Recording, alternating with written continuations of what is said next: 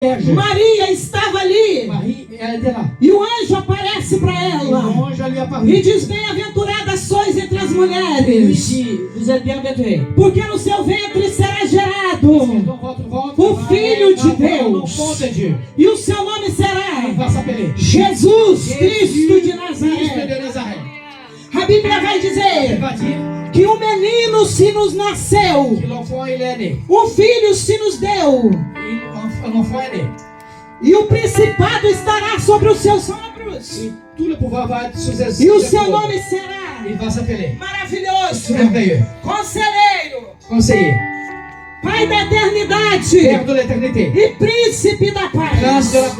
Isaías capítulo 9 no verso 6 registra esta passagem, essa profecia, onde diz que o menino seria dado para cumprir o propósito de Deus, para cumprir o projeto de Deus.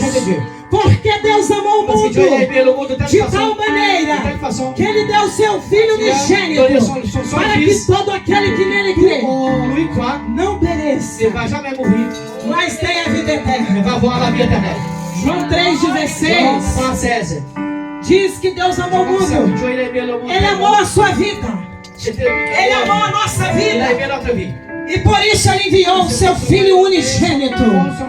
A salvação para você e para mim é de graça, é um dom gratuito de Deus. Nós somos salvos pela fé, pela graça, através da fé. É dom de Deus, não vem das obras, para que ninguém se vanglorie. E eu quero compartilhar com você que mesmo que a salvação para a humanidade é gratuita, é o dom de Deus, mas para Deus ela não foi gratuita. Ela custou o seu Filho unigênito, que se entregou e morreu no teu lugar e no meu lugar. Aleluia! Deus entregou o seu único Filho, e para Ele a salvação não foi de graça, mas para mim e para você é um dom gratuito de Deus. A Bíblia nos diz em Romanos 3,23 que todos pecaram e destituídos estavam da glória de Deus, porque o salário do pecado é a morte. Romanos 6,23 mas o dom gratuito de Deus é a vida eterna com Jesus Cristo, o nosso Senhor. E os microfones estão das crianças. Aleluia, tem trabalhado muito para adorar o Senhor, meu povo. E vamos continuar. O salário do pecado é a morte. Nós estávamos condenados à morte eterna quando o homem pecou lá no jardim do Éden, quando o homem desobedeceu a ordem de Deus, quando ele comeu do fruto do conhecimento do bem e do mal. A morte entrou, o decreto da morte, a morte física e a morte espiritual. Mas Deus, por amor ao homem, cumpriu o seu projeto, enviando o seu Filho. Mas antes de Jesus morrer na cruz por você e por mim, Ele teve uma trajetória a ser seguida, Ele teve um caminho a percorrer. A Escritura vai dizer em Lucas no capítulo 2, do verso 21 ao 34, que Jesus no 8º dia foi levado ao templo para ser circuncidado e apresentado no templo, conforme a lei de Moisés. Amados, microfone, por favor. Qual que eu posso pegar aqui? Amarelo, por favor. Traz retorno para mim no amarelo, por favor. Sonoplastia. Amém?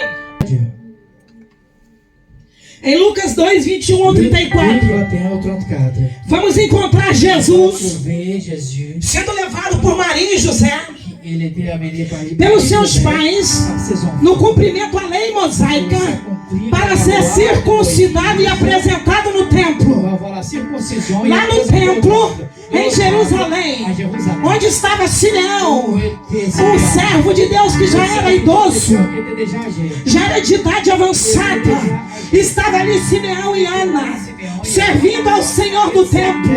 E a Bíblia vai dizer que Simeão vai tomar Jesus nos seus braços e vai apresentá-lo a Deus e vai dizer a Deus: Senhor, tu podes me recolher, como está escrito e profetizado, como tu disseste, porque os meus olhos já viram a salvação do Senhor para a humanidade. E ali Jesus ele vai continuar crescendo. Em Lucas 21, no verso 40, vai dizer que Jesus crescia em graça, em estatura, e o Espírito de Deus era sobre ele.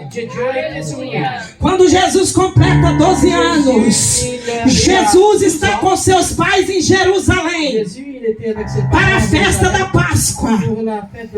E Jesus, por 3 dias, vai se dispersar dos seus pais naturais. E ele vai entrar no templo.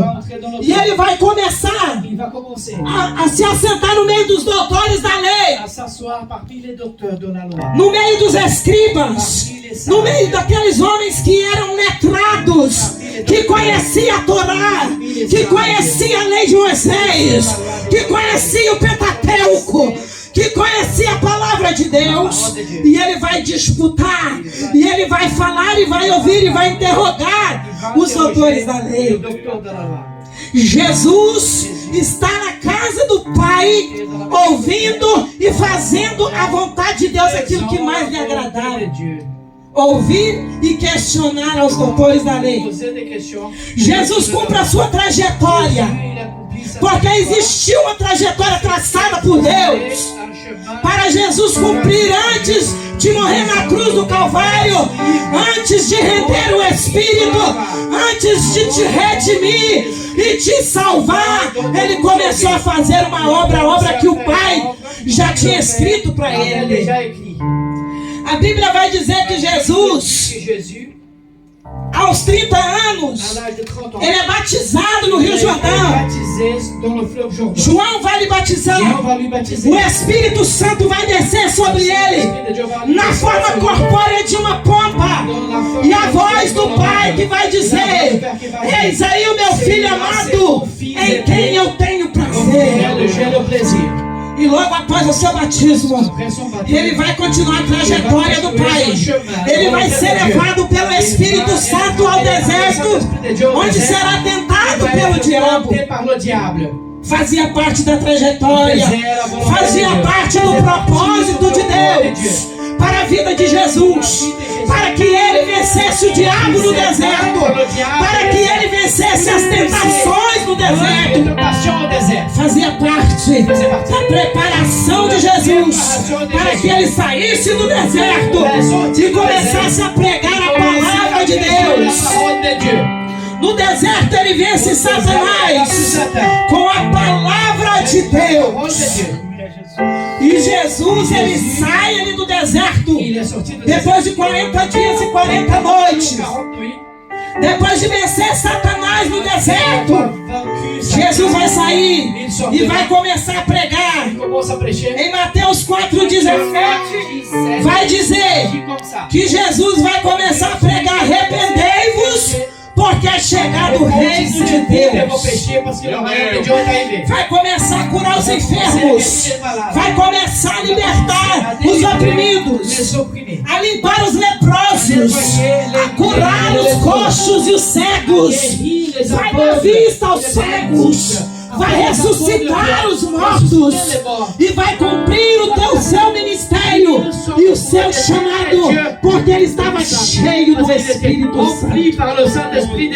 Você só pode vencer o diabo se você se revestir da palavra, se você se encher do Espírito Santo, se você comer este maná, este pão que é a palavra de Deus.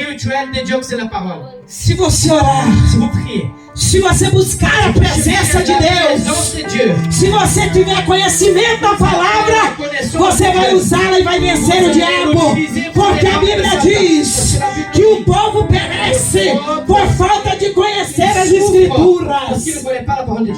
A palavra de Deus tem poder. E quando você usa a palavra de Deus em concordância, em obediência ao Deus que te chamou e te salvou, essa palavra é a espada que vence o inferno.